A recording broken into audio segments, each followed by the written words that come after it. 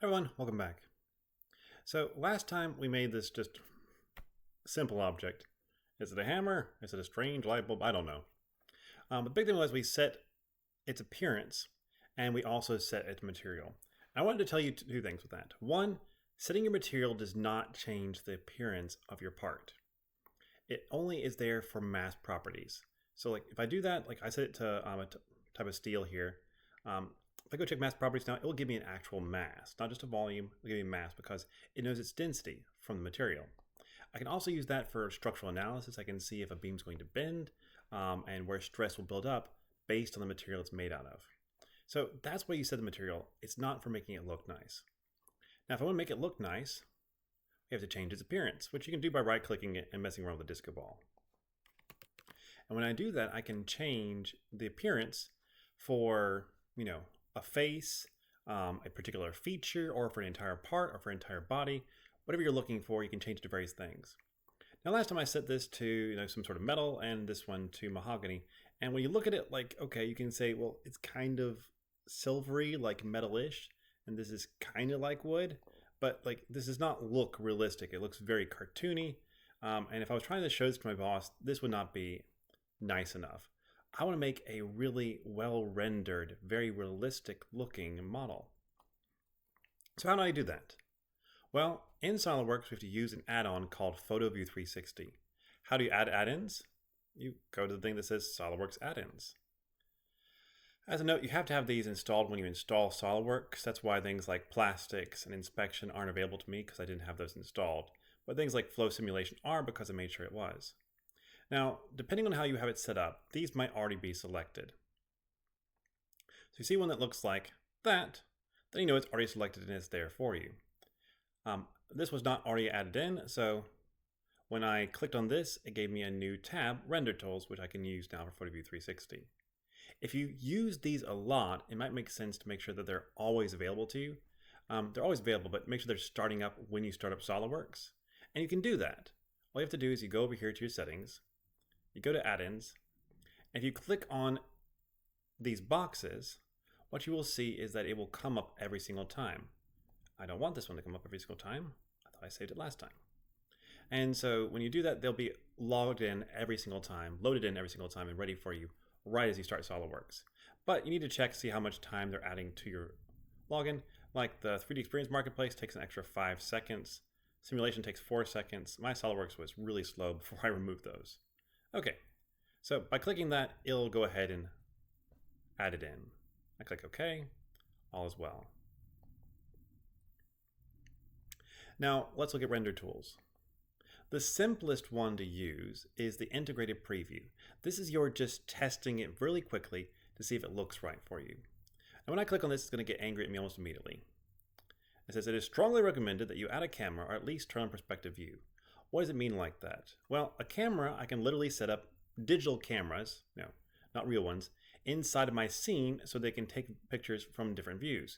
That way, as I change things, I can see it from several different views. Otherwise, for us, the simple thing is just to turn on perspective view. That's what I typically do.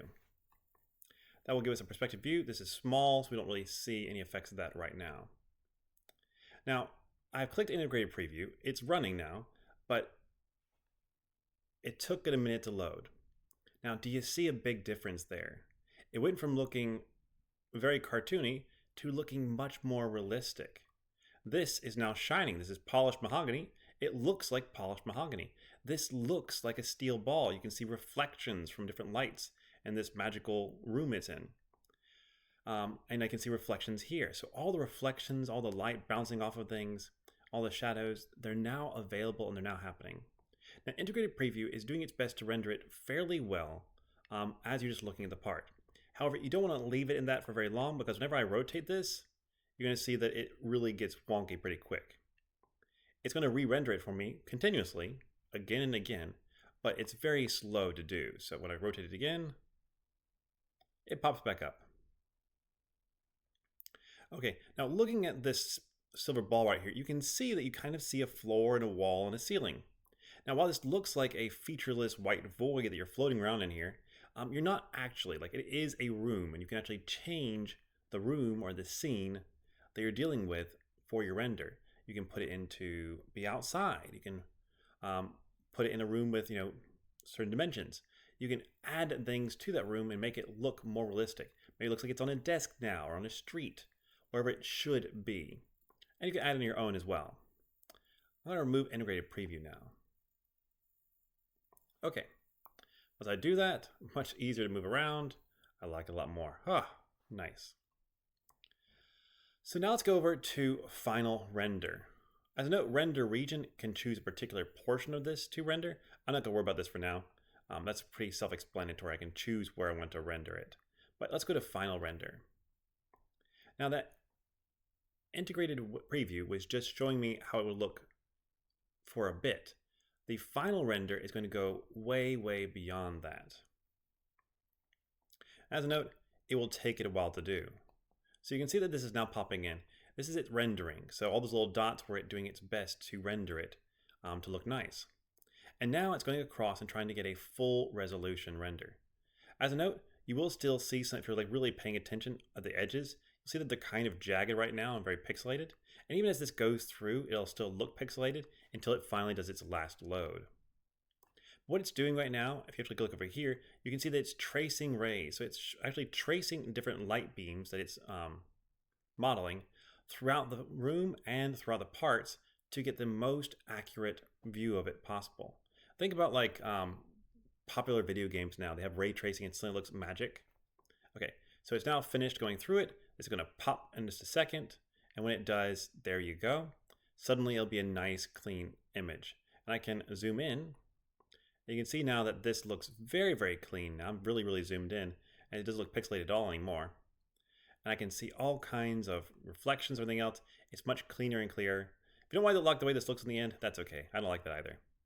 It's doing its best, okay? It's not really meant for wood all that much. Usually metals and plastics.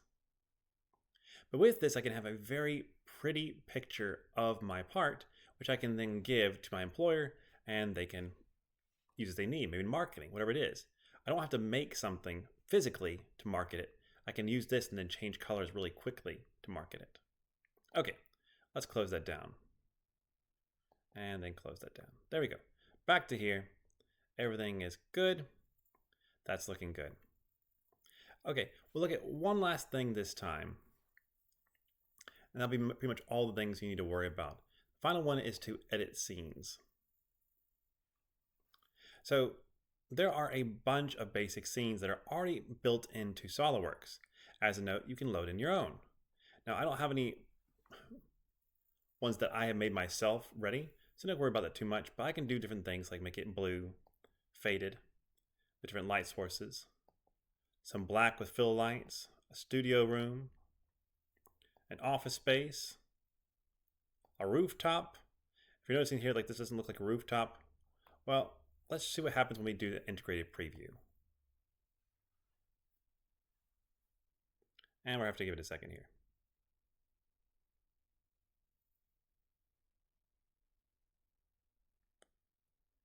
Okay, so we got light coming in from here, and if I zoom in, I always zoom the wrong direction.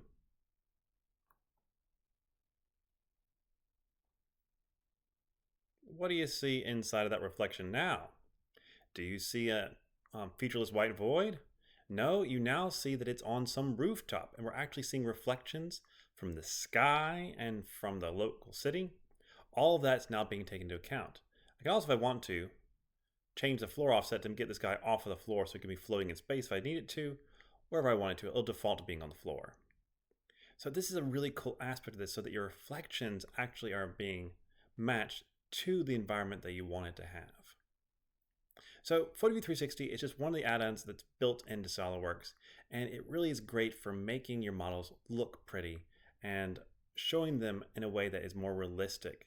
It's great for marketing. It's great for really showcasing your work. So if you want to show somebody that you've done really good models, that you have SOLIDWORKS experience, make sure you give them the rendered images of your models so they can see them in the best light. Well, that's it for this time. Thank you all for listening, and I'll see you all later. Bye-bye.